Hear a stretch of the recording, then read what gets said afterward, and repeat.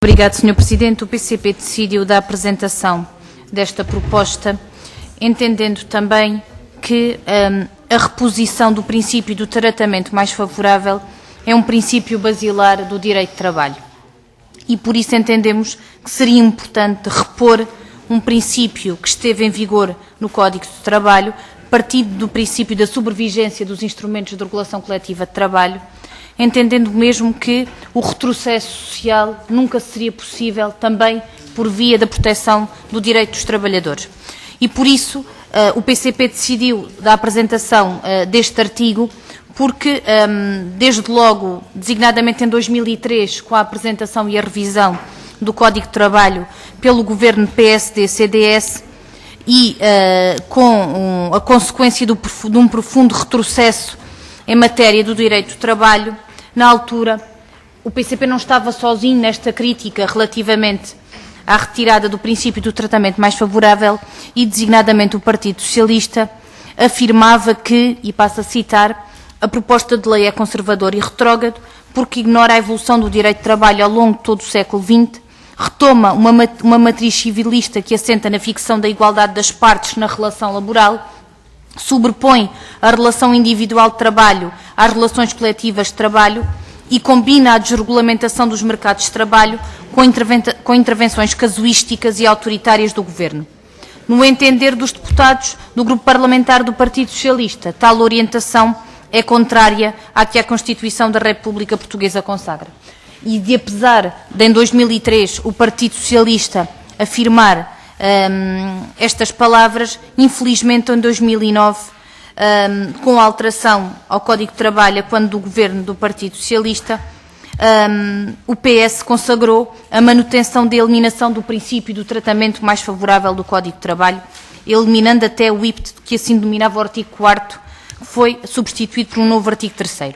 E porque o PCP entende de facto que este princípio do tratamento mais favorável do trabalhador é um princípio basilar do direito de trabalho, entendemos que é fundamental, e temos hoje também aqui uma possibilidade de discutir aprofundadamente esta matéria e até de poder fazer uma meia-culpa por parte do Partido Socialista, designadamente ao caminho que abriu com esta alteração, no sentido de que a lei geral possa constituir uma norma mínima e que os instrumentos de regulamentação coletiva de trabalho só poderão conter normas mais favoráveis, o mesmo acontecendo com os contratos individuais de trabalho. E, portanto, nós entendemos que é da mais elementar justiça, do ponto de vista do desenvolvimento económico e social, o que aqui trazemos, e entendemos mesmo que abre bem esta discussão do Código de Trabalho com a discussão desta proposta. Obrigado, Sr. Presidente. Registramos pela ausência de posição por parte do PSD e do CDS, que vivem bem com mais um ataque aos direitos dos trabalhadores e vivem bem, aliás, é o princípio basilar do direito no nosso normativo legal. Relativamente a isto, não nos pode deixar de causar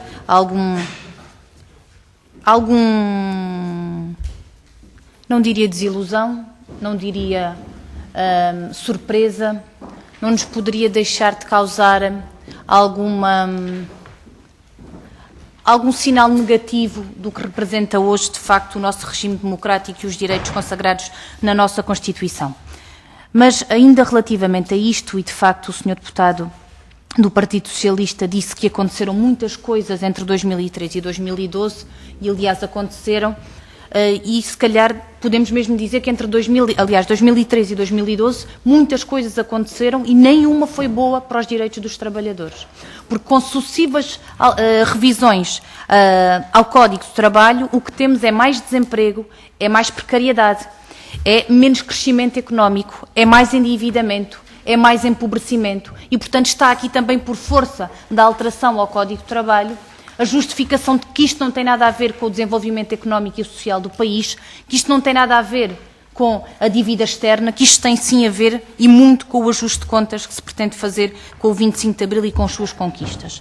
Mas importa aqui dizer que o enquadramento legal que defende os direitos dos trabalhadores é hoje um enquadramento legal que, no que diz respeito a um princípio basilar, é mais pobre e que o Sr. Deputado disse bem que hoje o que o Código de Trabalho prevê são 14 matérias em concreto sobre as quais a contratação coletiva prevalece ainda, porque ainda estamos em fase de discussão, designadamente direitos de personalidade, igualdade e não discriminação, proteção na parentalidade, trabalho de menores, trabalhador com capacidade de trabalho reduzida com deficiência ou doença crónica, trabalhador estudante, sobre a qual há uma proposta em concreto no âmbito da revisão desta proposta de lei, no sentido de roubar metade do direito do descanso compensatório, dever de informação do empregador, sobre o qual há uma proposta nesta proposta de lei, no sentido de agilizar e fragilizar os deveres de informação que o empregador tem que dar, limitação à duração dos períodos normais de trabalho diário e semanal. Há propostas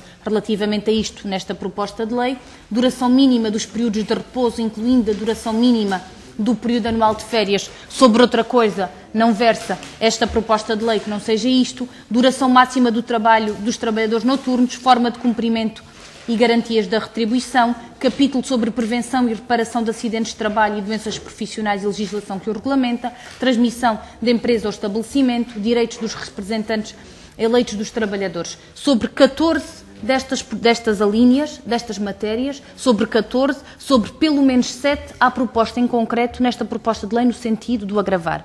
E, portanto, de facto, abrir o alçapão de não consagrar no Código do Trabalho o princípio do tratamento mais favorável é, de facto, um míssil de longo alcance. É um míssil de longo alcance porque trabalha no sentido de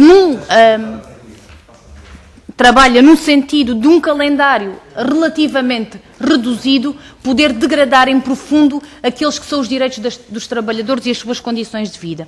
E, portanto, nós não podemos deixar de assinalar que a afirmação, aliás, do Sr. Deputado do Partido Socialista acaba também por ser coerente com a não apresentação de uma proposta de revogação desta proposta de lei no sentido da nulidade das convenções coletivas de trabalho. Não podemos deixar também de salientar que, apesar de tudo, a coerência acaba por também desembocar na não apresentação de uma proposta de revogação por parte do Partido Socialista em considerar nulos os instrumentos regulamentares de regulamentação coletiva de trabalho.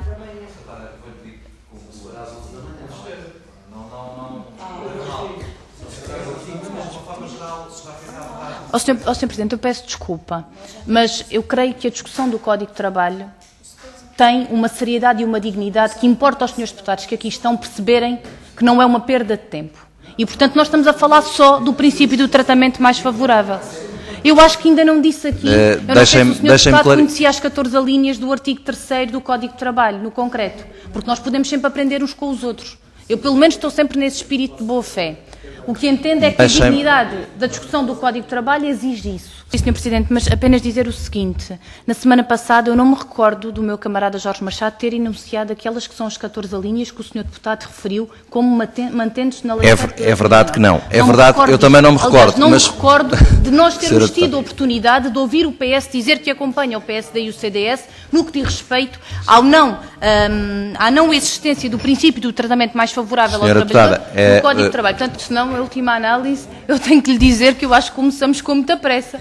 Porque começámos imediatamente e já estamos a querer acabar, ou se pretende fazer uma revisão do Código de Trabalho a mata-cavalos, ou não sei o que é que se pretende fazer de facto. Obrigada, Sr. Presidente. Eu não posso deixar de o afirmar mais uma vez. A dignidade da matéria do Código de Trabalho, a dignidade da matéria do princípio do tratamento mais favorável, eu creio que merece a nossa atenção e a nossa discussão, e até a nossa concordância em ser discutido, e eu acho que é isso que estamos a fazer. E, portanto, como eu estava a dizer, não podemos deixar de assinalar com coerência que, infelizmente, a posição assumida pelo Partido Socialista acaba por, de certa forma, ser coerente com o facto de não propor a revogação do artigo 7º da PPL 46, no sentido de suspender a aplicação dos instrumentos de regulamentação coletiva de trabalho, no sentido em que nós entendemos que também hoje, com esta revisão do Código de Trabalho, nós teríamos oportunidade para repor o princípio do tratamento mais favorável no Código de Trabalho, teríamos possibilidade de fazer cumprir a nossa Constituição e, no que diz respeito ao direito do trabalho, consagrar a sua origem e a sua razão de ser, mas que infelizmente mais uma vez a Troika, não só a que assinou o Pacto de Agressão ao Povo e ao País, mas aquela que em tantas medidas se acompanham a três, mais uma vez nesta matéria, fica com o carimbo do PS, do PSD e do PS, do PSD e do CDS. Obrigado. Sobre esta matéria, só dizer o seguinte. Eu, exatamente por ter elencado o conjunto de matérias que, por força do princípio do tratamento mais favorável ao trabalhador, não podem ser alteradas, foi exatamente para chamar a atenção de que o artigo 7º da proposta de lei 46 vai suspender a sua aplicação. E é nesta matéria que nós entendemos que a posição do Partido Socialista acaba por ser coerente por não considerar nula mais à frente a força da contratação coletiva sobre o Código de Trabalho e sobre uma lei geral.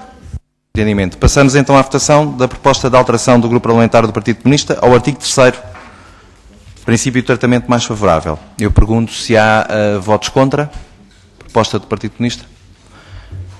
Abstenções não há, em face daquilo que tinha sido registado. Votos favoráveis. Portanto, a proposta está rejeitada, com os votos contra do PS, PSD, CDS, PP e os votos favoráveis do PCP e do Bloco de Esquerda.